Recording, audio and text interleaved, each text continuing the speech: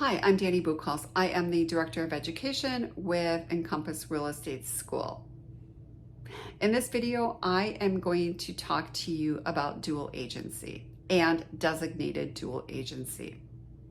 So a few weeks ago, I received a call from a former student who wanted to know if his firm could practice designated dual agency or dual agency.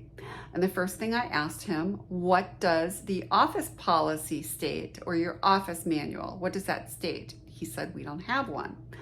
I said, who's the managing broker? And he said, my partner. I said, okay, well, ask your managing broker. He said, I did, and he left it up to me.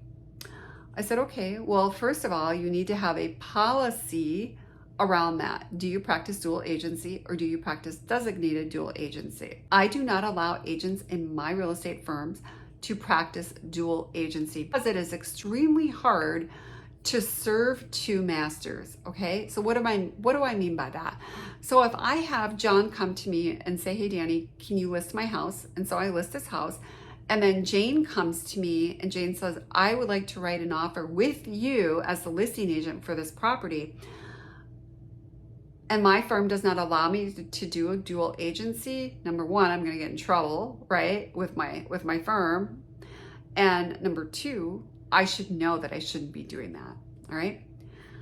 Next up, I need to have permission by all parties to do that, meaning John and Jane would both have to agree to dual agency. So I would have to take the time to explain that to them, what it means, and that I'm going to treat them fairly. Can you really treat both parties fairly? I've done dual agency transactions.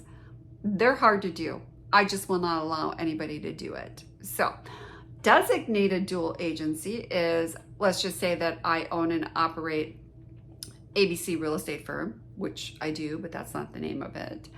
And I have the same situation. John says, hey, Danny, will you list my house? And then Jane comes along and say, hey, Danny, I would like you to write the offer on this house for me because I know, like, and trust you.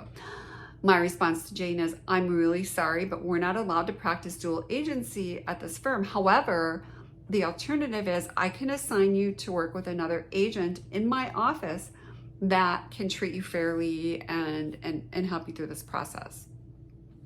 Now, with designated dual agency, you need to make sure that those two agents that were assigned to John and Jane don't have any prior knowledge about the house or about anybody involved in the transaction, that they don't share the same filing cabinet, that they don't have access to each other's computers, right? We need to keep this information separate and make sure that that both parties are treated fairly, as they should be.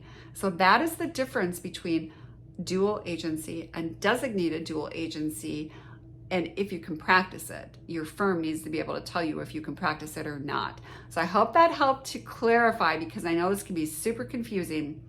And just a little caveat, your state might not have designated dual agency. So ask your broker and find out what the deal is in your particular state and go from there.